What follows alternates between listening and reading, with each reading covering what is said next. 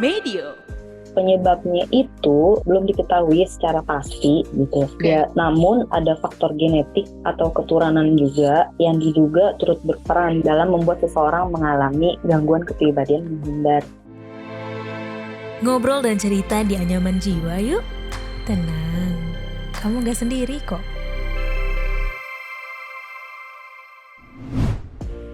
Halo kamu, apa kabar? Kenalin, aku Iko Anata. Kali ini selamat datang di podcast Anyaman Jiwa. Nah, ngomongin kesehatan mental lagi nih ya, Sobat Medio. Jadi, pernah gak sih kalau lu tuh ngerasa malu gitu kan? Mungkin sebenarnya itu normal-normal aja gak sih kalau kita tuh suka malu gitu ya. Tapi ternyata kalau misalkan rasa malunya itu berlebihan, terus dibarengin sama rasa takut kayak gitu ya, jadinya tuh ada penolakan atau menghindari kritik dari orang lain gitu. Jadi kamu tuh ngerasa, wah gue harus waspada gitu ya. Apakah kondisi itu atau tanda-tanda itu termasuk avoidant personality disorder? Nah loh, apa itu? Gangguan kepribadian menghindar. Wah, ada lagi nih ya.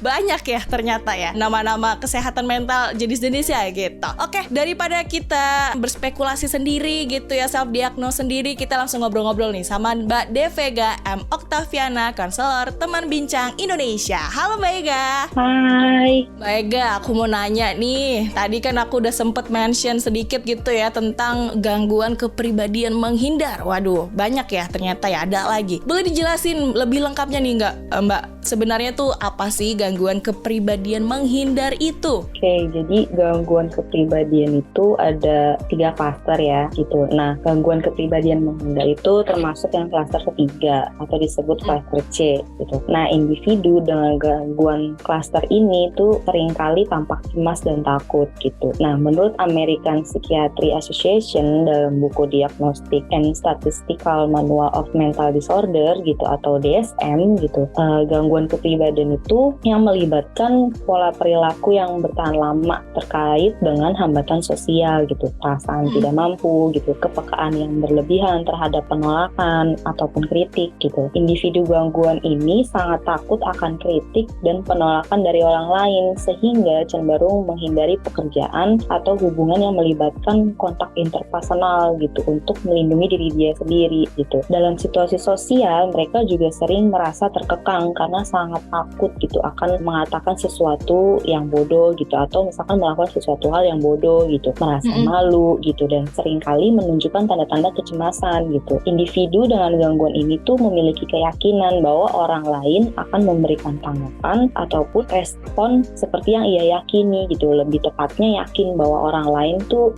akan memilih tanggapan yang negatif gitu terhadap apa yang ia lakukan. Jadi intinya cenderung arah negatif sih. Oke, aku tuh pernah tau Mbak ngerasain misalkan disuruh apa gitu ya, hal yang gak pernah aku lakukan gitu, dan itu aku tipe orang yang menghindar gitu. Apakah mungkin itu gejala gangguan kepribadian menghindar?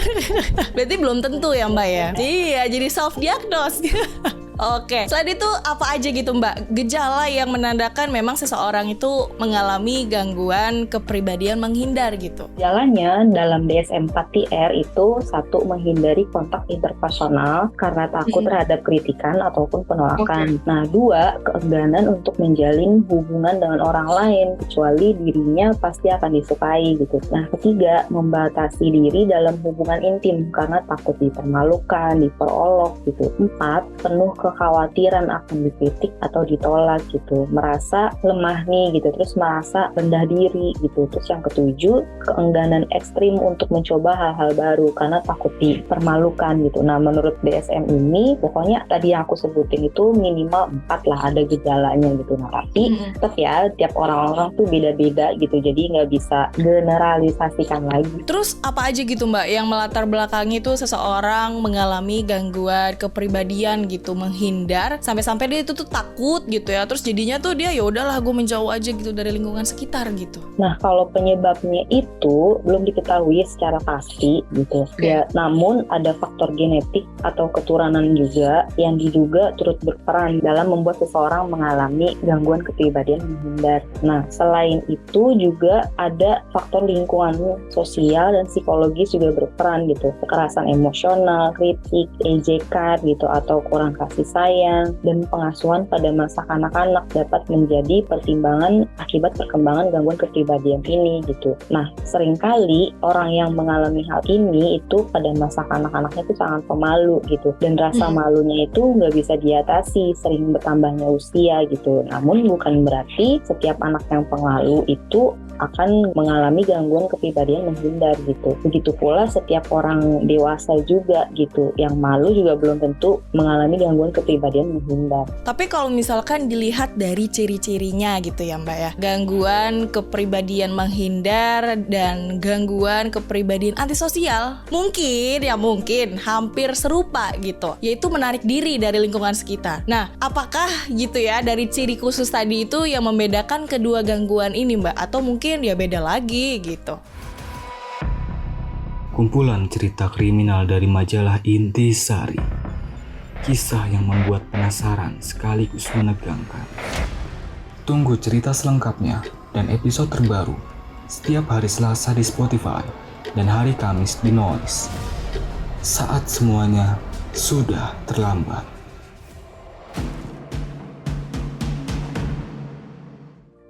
Oke, jadi aku lurusin ya gitu. Jadi gangguan kepribadian antisosial itu bukan kita pikir tuh kayak ansos gitu, penarik diri gitu, pendiam gitu, nggak mau bersosialisasi gitu. Sebenarnya gangguan kepribadian antisosial itu adalah pola pervasif gitu, atau perilaku yang berulang-ulang dalam hal tidak menghargai hak orang lain gitu. Nah, biasanya ini tuh tampak dari usia remaja gitu hingga pada masa dewasa gitu. Nah, karakteristik dari gangguan kepribadian antisosial itu berulang kali nih melanggar hukum gitu. Jadi orangnya tuh nggak peduli sama norma-norma masyarakat yang ada gitu. Terus juga sering melanggar hukum gitu, atau bisa juga parah mungkin bisa masuk penjara dan sebagainya gitu. Menipu, berbohong gitu. Terus kayak impulsif, terus mudah tersinggung dan cenderung agresif gitu. Intinya nggak memperdulikan gitu loh keselamatan orang lain maupun dirinya sendiri gitu. Jadi istilahnya nggak bertanggung jawab gitu. Dan kurang ada rasa penyesalan gitu, nggak ada rasa bersalah sama sekali. Nah, sedangkan kalau gangguan kepribadian menghindar itu kan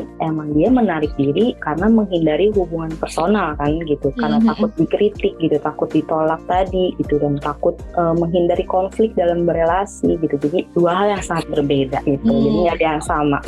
Beda ya Sobat Medio. Oke, gimana nih Mbak cara mengurangi gejala takut ditinggalkan ini? Biasanya kan memang butuh waktu berapa lama gitu untuk kembali kehidupan balik normal, terus bisa jadi percaya diri gitu untuk ngobrol banyak orang gitu, ngobrol sama banyak orang. Oke. Kalau kita sedang mengalami hal ini, aku saranin gitu segera dikonsultasikan ke profesional ya, psikolog ataupun psikiater gitu, agar mendapatkan penanganan lebih lanjut gitu. Apakah yang sedang dialami ini merupakan gangguan dari kepribadian menghindar gitu. Nah, setelah mengikuti proses assessment gitu, mendapatkan diagnosis gitu. Nah, cara menguranginya adalah dengan psikoterapi. Nah, ini juga tergantung lagi dari psikolog dan psikiaternya memberikan treatment seperti apa gitu. Ada juga yang memerlukan pengobatan gitu atau farmakologi gitu. Ini juga tergantung dari kondisi psikologis individu tersebut gitu. Untuk mengenai waktu ya, itu intinya tuh nggak bisa dipastiin berapa lamanya gitu bisa balik normal lagi gitu. Yang penting tuh apakah individu tersebut udah bisa menyadari, mengakui dan menerima ketakutan yang dia rasain itu gitu. Intinya mau validasi lagi, karena proses acceptance itu kan orang beda-beda gitu. Nah, jadi butuh diulang-ulang dan butuh dilatih lagi gitu. Seperti yang aku bilang tadi ya, mungkin bisa juga dengan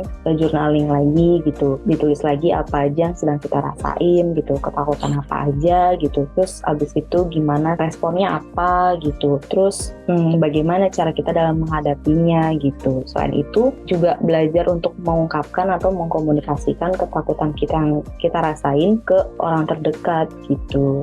Oke, sip. Apa aja gitu Mbak dampak baik dan buruknya kalau misalkan gangguan ini tuh nggak segera dikonsultasikan gitu ya sama para ahli gitu. Terus bagaimana kondisi gangguan ini bisa berdampak berdampak pada hubungan kita dengan lingkungan sekitar, Mbak? Kalau gangguan itu udah pasti dampaknya cenderung negatif ya gitu. Dampak dari gangguan ini tuh bisa mempengaruhi masalah psikologis lainnya gitu, seperti depresi gitu, mungkin serangan panik, kecemasan gitu, atau sebagainya gitu. Dampak bagi hubungan kita dengan lingkungan sekitar biasanya terlalu cenderung independen gitu, nggak mau terlibat hubungan personal, meskipun ada, tapi dari kita itu ada batasan, jadi nggak percaya 100% gitu.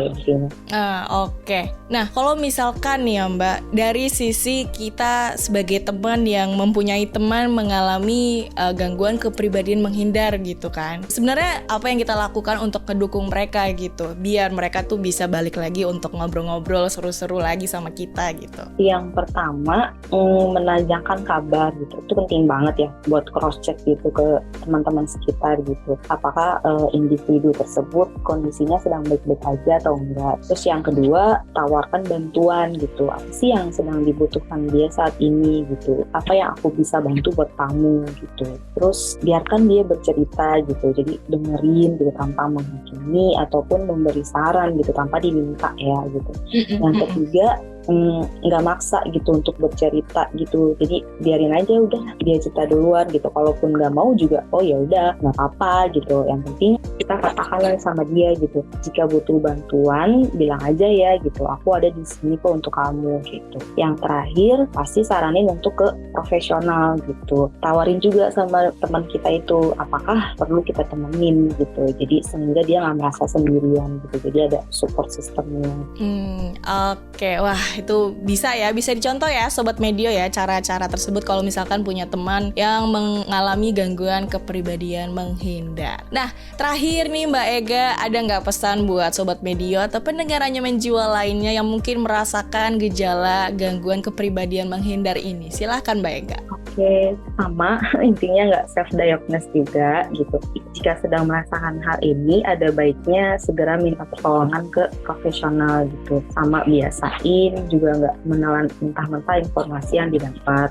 Kalaupun intinya tuh membahas mental, seperti aku bilang tadi ya, jadi mental tuh sesuatu yang abstrak gitu, cuma bisa dirasain kita doang gitu. Terus nggak bisa digeneralisasikan secara umum juga gitu, karena karakter orang beda-beda gitu. Nggak seperti fisik gitu yang jelas di mana bentuknya gitu kan, di mana tempatnya gitu. Nah, manusia itu unik gitu, daripada berfokus sama kekurangan kita. Misalkan kita udah dapet diagnosis nih, oh kita ternyata gangguan kepribadian menghindar gitu, daripada fokus ke situ terus gitu, akan lebih baik fokus ke hal yang lain gitu, yang sebenarnya tanpa disadari ada kemampuan kita yang mungkin belum kita expose gitu, atau belum kita eksplor lebih baik lah gitu, mengembangkan sisi lain dari diri kita sendiri gitu. Intinya kalau hidup itu tentang belajar gitu, selama kita hidup akan selalu belajar gitu, jadi wajar kalau salah gitu, wajar kalau misalkan gagal gitu. Nah, yang penting dicoba lagi, diulang lagi gitu. Nah, termasuk belajar mencintai diri sendiri gitu, jadi nggak ada yang instan gitu. Oke, siap kalau gitu. Terima kasih banyak buat Mbak Ega.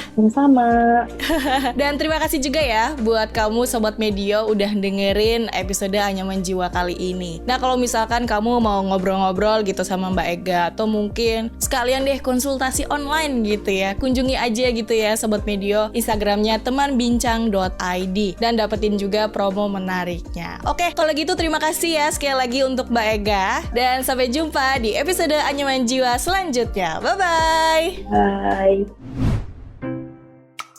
Yah, udah selesai episode kali ini. Tungguin episode Anyaman Jiwa selanjutnya ya.